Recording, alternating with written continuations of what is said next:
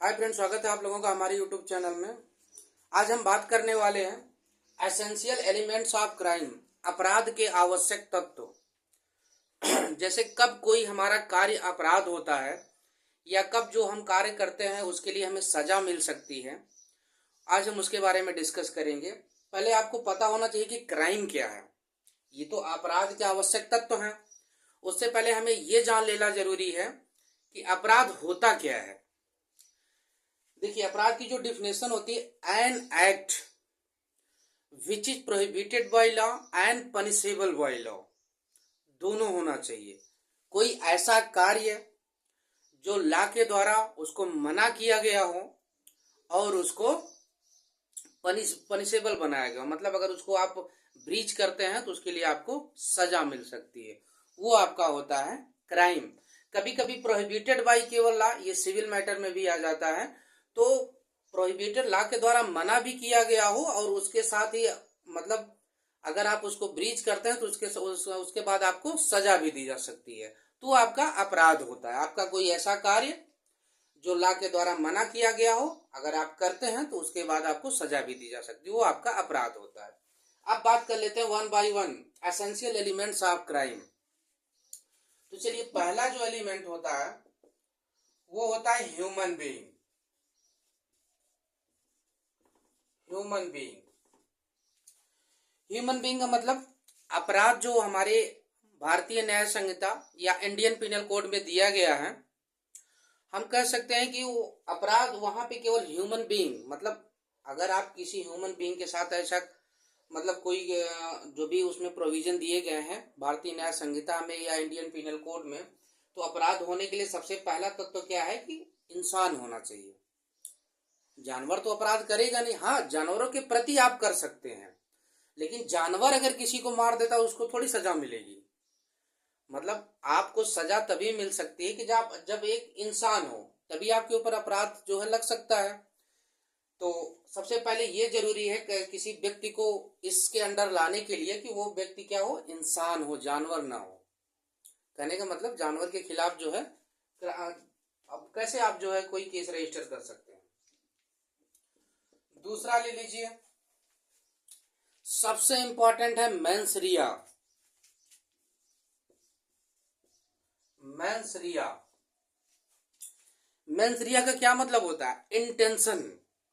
आपका जो आशय है किसी व्यक्ति को मारने का, दो चीज होती है, एक मोटिव होती है, एक इंटेंशन होती है। तो मोटिव जो होता है, देखिए इंटेंशन क्या होता है, आपकी जो डिजायर होती है कुछ करने की, आप क्या करना चाहते हैं, वो आपका क्या कहलाता है? इंटेंशन। मेंसरिया, क्यों करना चाहते हैं वो आपका मोटिव हो जाता है। समझ में आई बात? किसी काम को आप क्यों करना चाहते हैं, मोटिव हो गया। क्या करना चाहते हैं आप, क्या आशय है आपका, वो आपका क्या हो जाता है? इंटेंशन। इसके चार पार्ट होते हैं मेंसरिया के। इंटेंशन होता है, नॉलेज होता है, रेकलेसनेस होता है, नेग्लिजेंस होता है। ये तीनों चार पार्ट आपके जो है मेंसरिया में आते हैं। इसके लिए हम अलग वीडियो में बात कर लेंगे। थर्ड पॉइंट आपका होता है acts Reis. Acts Reis acts Reis का मतलब होता है एक्ट। पहले एक ह्यूमन बीइंग होना चाहिए, दूसरा मेंसरिया होना चाहिए, मतलब कोई एक व्यक्ति है, मान लेते हैं ये एक व्यक्ति है, इसको कोई अपराध कमिट करना, पहला एसेंशियल एलिमेंट, मतलब कोई भी एक्ट आपका अपराध है कि नहीं, इस एसेंशियल एलिमेंट से आप उसको प्रूव कर सकते हैं। पहला आपका देखिए, पहला एलिमेंट क्या हो गया? Human being. ह्यूमन बीइंग, ठीक। दूसरा मेंसरिया, चूंकि आप जानते हैं मेंसरिया पे दो लैटिन मैगजीम भी है, उस मैगजीम के बारे में हम बाद में बात कर लेंगे। एक है एक्टस में इनवाइटो फैक्सस और दूसरी एक है लैटिन मैगजीम, दो मैगजीम है, उसके बारे में हम बाद में बात कर लेंगे। देखिए मेंसरिया, आपका इंटेंशन होना चाहिए, क्योंकि अगर बिना इंटेंशन के आप कुछ काम करते हैं तो वो अपराध नहीं कहलाता। तो एक आपका अगर इंटेंशन है, इंटेंशन सेटिस्फाई हो गया, दो एलिमेंट पूरे हो गए।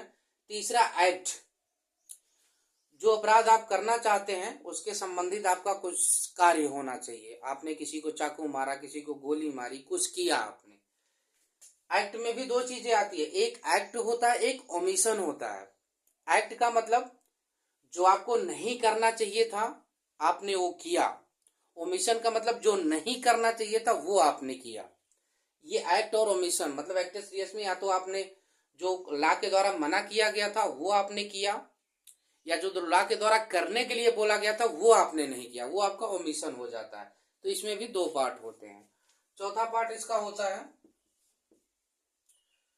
इंजरी। ह्यूमन बीइंग मेंस रिया एक्ट सीरियस कार्य भी आपने किया, उसके बाद किसी व्यक्ति को या किसी चीज को इंजरी होनी चाहिए। इंजरी कितने प्रकार की होती है? 4 प्रकार की होती है, बता देते वन बाय वन। किसी की बॉडी को आपने नुकसान पहुंचाया, फिजिकली या बॉडली कह सकते हैं, उसको आपने हर्ट किया, उस किसी को थप्पड़ मारा, किसी को चाकू मारा, फिजिकली किसी को आपने नुकसान पहुंचाया। दूसरा चीज होता है मेंटली। मेंटली में आप देख सकते हैं हमारे इंडियन पिनल कोड में या भारतीय न्याय संहिता में, जैसे कह सकते हैं कि किसी को मेंटल रूप से टार्चर करना, जैसे मान सकते हैं क्रूअल्टी। क्रूअल्टी क्या होती है? किसी को मेंटली रूप से टार्चर करना। डिफेमेशन वो आपका रेपुटेशन पे भी आ जाता है। तो मेंटल इंजरी के बारे में कुछ प्रोविजन हमारे इंडियन पिनल कोड या भारतीय न्याय संहिता में दिए हुए हैं।